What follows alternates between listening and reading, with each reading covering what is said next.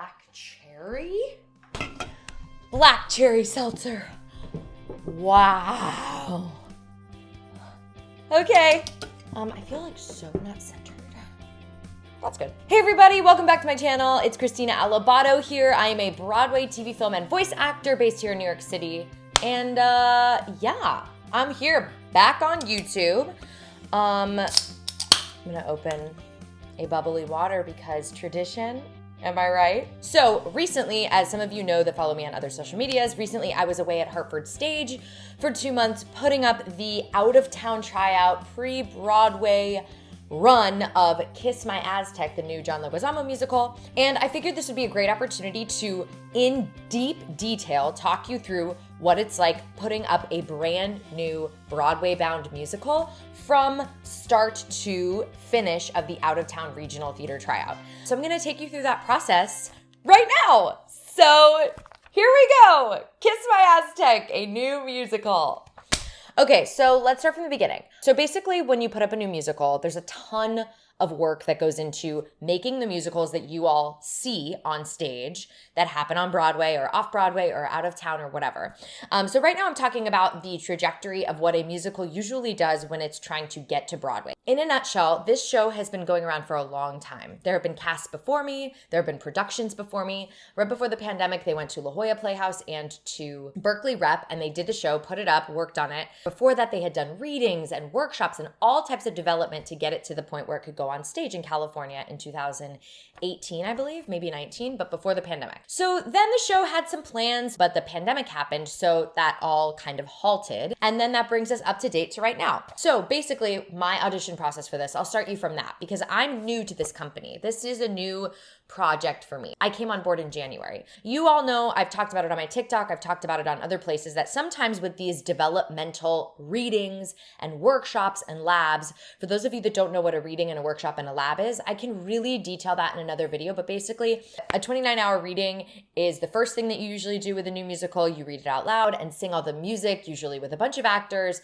and you do it at stands. It's very, very chill. It usually lasts about a week, and normally there aren't auditions for those readings.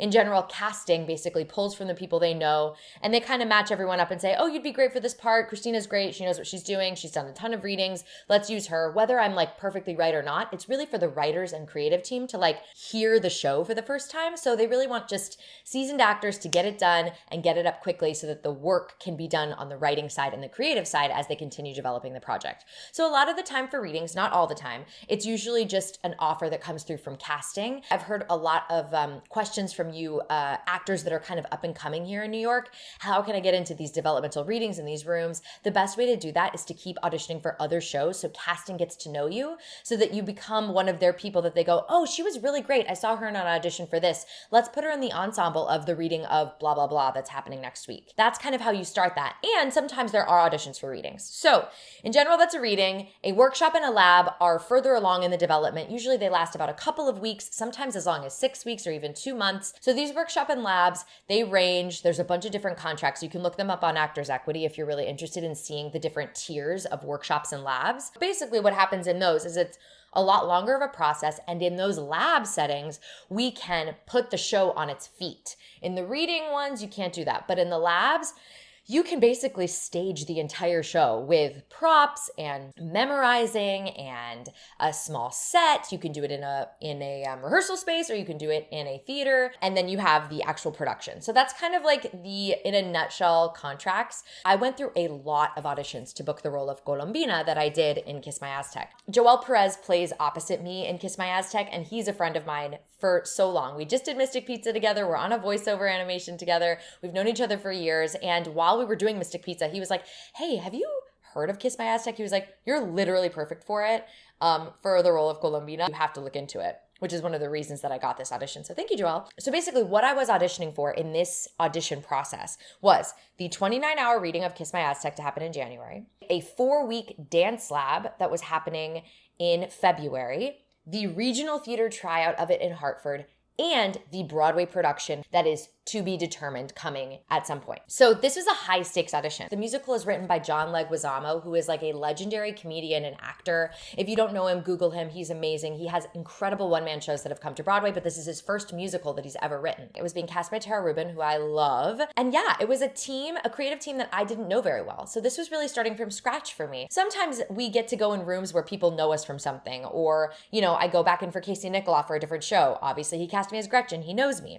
These people, none of them knew me. Tara Rubin obviously knew me from years and years of auditioning, and that's why she brought me in the first place. Because I had a relationship with Tara Rubin, my audition process for this started with doing all the material. So sometimes when you know the casting director, they kind of skip you ahead, so you don't have to do a pre-screen, which is usually when you sing a 16-bar cut or a 32-bar cut. Unless it's something that they're like, oh, we don't actually know if Christina can do this style or do this vibe of a show, and then they will pre-screen me so that they can hear me do a specific type of material if they're like, oh, we don't know if she does that. Because the reason that pre-screens happen is that casting needs to pick the people that they want to show the creative team that they know can do it or can handle the style, so they don't waste anybody's time or waste your own time, you know? You don't want to learn all that material if you're just not right for it. So I learned all the Colombina material. I went in for the audition. I've talked a little bit about auditions before on here, and they're all totally different. You can watch my in-depth Mean Girls audition video to see what that experience was like, but this one was really interesting. So I had a total of 4 auditions and 1 meeting, and it was over the course of 2 weeks, and it was really intense. This project is so important to these people, which of course it should be. It's a really important project to me now that I'm in it, but to the Latinx community at large, and as a completely original new musical that is a comedy farce with a bunch of Latinx actors, it's unheard of. It's so important to them. And I could tell. Basically, I went in for the first one. I sang my song. I did the scenes. I got a bunch of notes. I didn't feel like they were vibing me. I was like, oh, this isn't happening. All good. Great. Thank you. It was so nice to meet you guys. Also, the role is legitimately opposite of Gretchen Wieners. If you could think of the most opposite character of Gretchen Wieners, that is Colombina. I don't really believe in type. I believe that I am an incredibly multifaceted person, and I don't think that I can only play Gretchen Wieners. I think there's a portion of me that plays Gretchen Wieners, a hyperactive, super feminine, anxious character that wears heels and short skirts, and there's absolutely in me to play a warrior like Colombina, who has super, super intense qualities about her. She's very grounded, and she's a fighter. And she wants to prove to the world that femininity is not the way that you always see. Legitimately, the 2 most opposite women in the whole wide world. And so, of course, they weren't sure that I could do that, because they're like, okay, wait, you do Gretchen Wieners. Can you do this like really intense, super like opposite thing of Gretchen? And so it took a second for me to prove to them that I could do it. And I wanted to prove to them I could do it. I wanted to prove to myself I could do it. So this is going to be such a long video. Okay, whatever. You guys are listening, right? I don't know. If you're not, you've turned it off, which is fine. So I got a call back, and I was like, oh, I'm so surprised I got a call back. I didn't know if they were vibing me. So then on the second audition with this callback, the whole creative team was there again, and I really worked with the director. Me and him worked on some of the beats of it. We really worked out the accent and the behavior. But I left that audition, and I still didn't feel like it was great. This audition was incredibly complicated. You had to be able to rap, sing, and do intense comedy farce scenes that in Elizabethan language mixed with modern language. It was a total like brain melter. So there was a lot going on. It was a hard packet. So I knew that it was also challenging. I wasn't trying to say like, oh, I'm just not good enough for this. I was like, I don't know if I was able to prep this enough. I was in rehearsals for a lab at the time of another show. So then my third audition was a dance call, and I couldn't go. I was in a workshop for a new musical, and they wouldn't let me out. So I said, guys, I really am interested in this project, but I cannot go to this dance lab. So I'm not sure what's going to happen. Luckily, the choreographer, Maite Natalio, and I had done a show together many, many years ago. So maybe she checkmarked me, but also Colombina didn't really have to dance. So it ended up being okay. And then I ran to the final callback on, I think it was like on a Wednesday. The entire creative team was there, all of Hartford Stage for the Hartford Stage section, the Joey Parnes office, who was the commercial producer on this, all those producers. It was a huge room of people, and the full creative team. John Leguizamo was there. I was so nervous and excited because I've been a huge fan of his forever. I got some notes still from Tony, the director. He kind of had had me adjust things. I was still in there for about half an hour. It was a long process. We worked through some of the songs. We adjusted some of the rapping. There were new lyrics. We did the end of a new duet that they hadn't heard. It really was a way for them to get to know me and my bag of tricks. So at that point, I actually thought it went really, really well. I think that from the start of this audition process, I had taken a lot of their notes, and I in my bones was like, I really think I can do this. It's not perfect yet. I have not arrived yet. I have a lot of work to do, but I really think that they should take a chance on me. I was like, I really feel good about this. And I could tell they were really interested, but I still wasn't sure. So I left the final. I was like, I left it all out there. Who knows what'll happen? And I went back to my workshop that I was doing. The next day I get a call, because these were the finals. It was over. I get a call from my agent that's like, hey, Christina, they loved you yesterday. I know you've been put through the ringer with this one. It's been a lot of auditions, but the director, Tony, would like to have a meeting with you just to chat. So I was like, yes, of course I'll go. I'll meet with him. So the next day I went to Ripley Greer. It was just me and Tara Rubin from the Tara Rubin casting office, and Xavier Rubiano, who was casting the show out of Tara's office, and Tony Tacconi, our director. And we just sat in this room. It was actually really nice. I had not had a meeting like this in a while, where we really just sat and talked about the project. Tony really wanted to get to know me. He wanted to offer his expertise of the project. He's been working on it and writing it forever, to me in the room. And he was like, let's just work it one more time. I'm going to give you a couple more adjustments. So he adjusted me even further than he had in the room. And we talked about the process, we talked about the character, and we really just connected as people. And Xavier was there and was my reader, and we had a good time and we got to know each other. And I was just really honest, just truly being like, I really want to give you what you want for this character, and I believe in this project. What can I do to show you that I can put the work in and this can work out? And then the audition process was over. This was a long one, so sorry that was a long audition. Okay, so then I got a call from my agent, and they were like, okay, Christina, they really, really love you, and they want you to do the 29-hour reading. They're not sure about the other stuff yet. And I was like, okay, here we go. So in January, we had a 29-hour reading that was supposed to be in person, but because of COVID, it ended up being on Zoom, which was lucky because I got COVID in January. Anyway, so I did this 29-hour reading. I was a little nervous, but I was like, girl, just throw it out there. Do it your way. The longer you do this, my friends that are getting into this acting business that we do, the more you realize it's either you or it's not. And it's either gonna be you or it's not. And most of the time when you're trying to be what you think they need you to be it, you're not doing authentic work. And that is something I have learned over the years. So I just did my version of it. Now, that's not to say I wasn't implementing all the notes I had gotten, the adjustments he had given me, but it was all still in the lens that I would play her, because that's the only way I can do it. I am me. So I went all the way with it. I did my thing. It went really, really well, and legitimately the next day. And also, by the way, before the 29-hour reading, Tony, the director, called me directly and was like, hey, he was like, this project is really important to us. We just want to make sure this is the right fit. We are really serious about you. This is not jerking you around. He was like, we are really serious about you, and we are so grateful for your patience. It was actually incredible, because sometimes this stuff isn't communicated like that, and it feels like they don't care. And this team took such good care of me to make me understand they love me. They think I'm incredible. They just want to make sure it's the right fit, which honestly, whatever, makes sense. It's intense and it's a lot. So literally right after the 29-hour reading, I got a call from my agent and my manager, and I got the offer for the dance lab that was happening in a couple of weeks, the regional tryout that I just got home from, and Hartford Stage, and the coming Broadway production, and I was so excited. So anyway, the 29-hour reading ended. We got into the room in February. We did a 4-week dance lab. A dance lab basically is a version of a lab, just like we would put everything up. But in this iteration, they were having Maite, our choreographer, who was brand new to the project as well, stage every single number. So over the course of 4 weeks, we staged every single musical number in a 2.5-hour, 2-act musical. It was insane. But it was amazing. We had so much fun. We bonded as a cast and as a creative team, because we had a lot of new cast members. I was new. A couple other of the principal roles were new, and we had new ensemble members, and then our new choreographer. Plus, the piece has changed a lot since they did it at La Jolla and Berkeley. So it was a big reunion for people, and then a welcoming of the new people. And we put God, how many numbers are there in Kiss My AZTEC? I wonder if this program will tell us. This is my program from when I did it. 8, 9, 10, 20. We put 20 numbers on their feet. And we were dancing, y'all. We were dancing. And this is a cast of 13 people that are actor comedians, and maybe a few of them were like dancers, but also were comedian actors. And Maite was like, anybody that has a body, our choreographer is truly the most amazing person in the entire world. She was like, anyone with a body can move it. She was like, you all can do this, and it's going to be really hard, and you're going to have a freaking blast, and we're going to make it look good on every single person. And she did. I think our choreography in this was truly so amazing. I felt so badass. I felt so good in my body. I felt like a dancer. I felt like I was using my body in a way that was so connected to my character and to the story.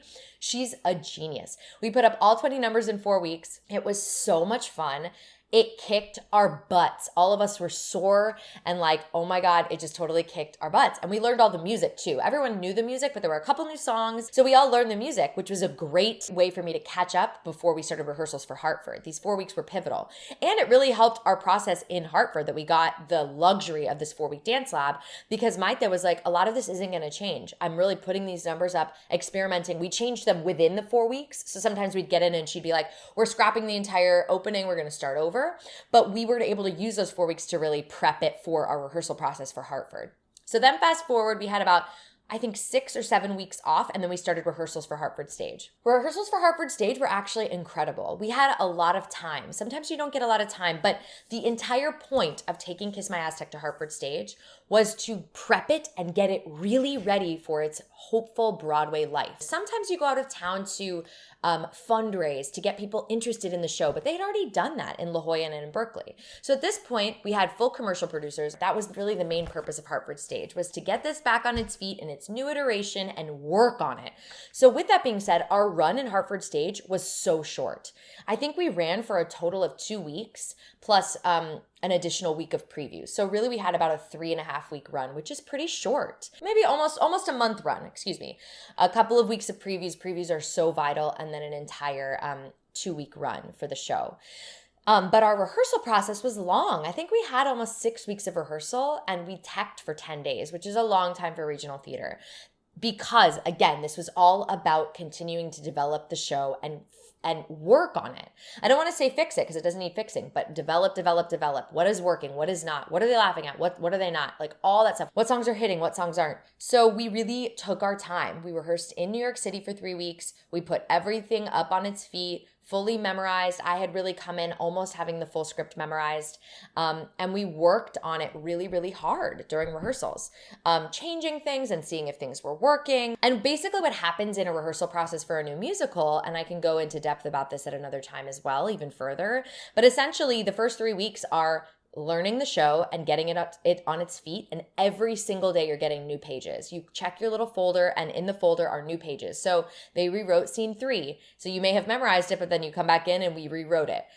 They changed all of the lyrics for the last song. So that's what's happening in these rooms as you're developing. There are changes the entire time. We'll come in and they'll be like, we actually moved that song to the end of Act 1 instead of in the middle of Act 1, or, for instance. So there's a lot of moving parts. At the same time, you're getting costume fittings, you're trying to wear your shoes in rehearsal, you're doing press and interviews for this. So there's a lot going on when you're really putting something up at this stage. So we did our 3 weeks of rehearsals, and we got the entire show on its feet, which was great. And then we moved to Hartford to have an additional week of rehearsal. We had a week in the studios at Hartford Stage where we kind of ironed out the kinks of our first pass of it, and continuing, by the way, through this whole time, changes. We were always changing stuff. New jokes, new lines, whatever. So then that week in Hartford's room, we really finished putting it up, and then we had 10 days of tech. And it was pretty intense tech because we're in a new theater, there were a bunch of new songs from last time, and we had to work with all of the creators. So during tech, you have the entire creative team there, the music department, we were adding Ableton to our tracks, we had the band and orchestra with us, some locals and some New York musicians. We had new cast members, and myself included, but all of the musical numbers were completely different. A lot of the staging had changed, so everyone is learning the show. So during tech, we re-teched the whole show from scratch, and we all just kind of started learning it. So then tech happened, tech slows down, right? You stop doing the run-throughs and you start doing tech. Now, comedies are specifically interesting in a rehearsal process like this, because what you need rehearsal with a comedy is rhythm and pacing and go, doing the whole show from start to finish. So we had gotten quite a few runs in the room before tech, but then during tech, everything stops, right? you sit in a number for 5 hours, right? You move on. So it was a slow tech process, but because they wanted to do it right and it was complicated. And then we went into previews. Now, previews for an out of town, especially for a show, like I said, that is trying to go to Broadway, are very, very specific.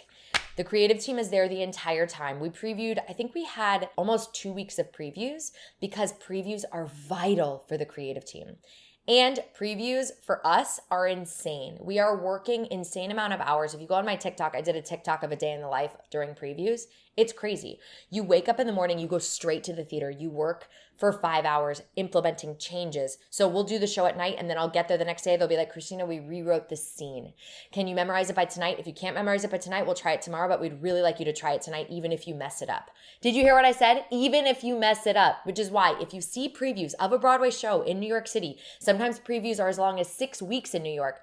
Remember that the actors and the dancers and the performers literally could have learned something at 4 o'clock that you are watching at 7 o'clock. It's crazy. It is absolutely bonkers that we do it this way, but we have to because these previews are the opportunity for the creative team to say, let's try a different scene. Maybe it's going to make the audience understand what's happening better. Let's try it. So then you get the pages right before you go on, you're shaking. You're like, do I remember this? Do I not? You throw them away. You go on stage, you say something. A lot of the times it's not right or what's written, but it's the idea. And then you get off stage and you're like, it happened. And then the next day they say, okay, that worked. Keep it.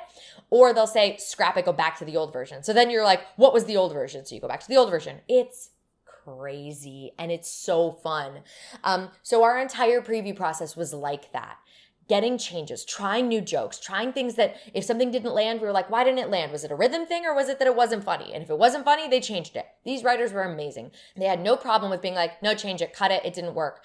We would get new lyrics for songs. Again, it is the most stressful part about what we do. And if you are doing this and want to do this for a living, please take note that this is how crazy it gets. You get an entire new verse of a song and they're like, you got to figure out how to do it at night so they can see it. And it's not about like, if you don't do it, you're bad. It's about, we have to take this time to make this musical the best it can be before we open it and the important people are coming to see it, right? So we did a lot of that. Again, there's not time to do huge structural changes, right? I already know there's a bunch of stuff that we're going to change for this in its next iteration, but it's what we could do there, right? So even when you see an out-of-town regional production, it's still not done. It is really simply saying to the theater owners and people coming to see it, hi, this is our production at this point. This is how far we got.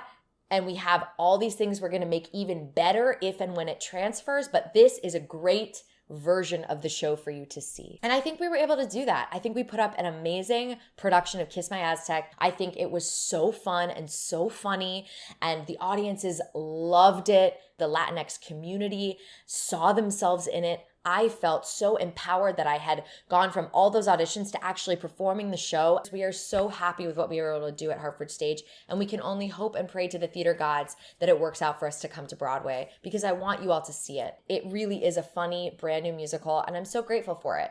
So what happens next, right? That's the question. Well, Christina, are you going to Broadway? Are you not going to Broadway? What happened? All the people that needed to see it saw it, and we feel like we have an amazing show. It's the best it's ever been. We can't wait to continue making it even better. So we just have to wait, which is crazy, right? We just have to wait until a theater becomes available for us to go into, which who knows, right? But I'm looking so forward to bringing this show to New York. I can't wait for you all to see it. I had the best time ever, and I love it. I'm so grateful for it, and I'm so happy that they gave me that opportunity. And I hope that this inspires you. If you feel like you can only do one thing, it's just not true. You can do so many different types. You can do so many different things. You just have to challenge yourself and say, where can I find this authentically within me? It has to come from a real place for you.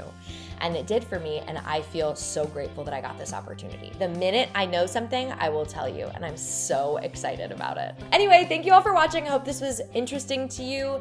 I wanted to give you an in-depth of what the process is to put up a new musical out of town trying out, and I'll come back and talk even more in depth about the developmental process of putting up musicals if you'd like. Let me know in the comments if there are other specific things within this process you're interested in. I can totally talk about it. And yeah, I hope you enjoyed this video, and I will see you next time. Please like and subscribe and pass this video around to your friends. Please let me know what you want me to talk about next, and I will. Bye!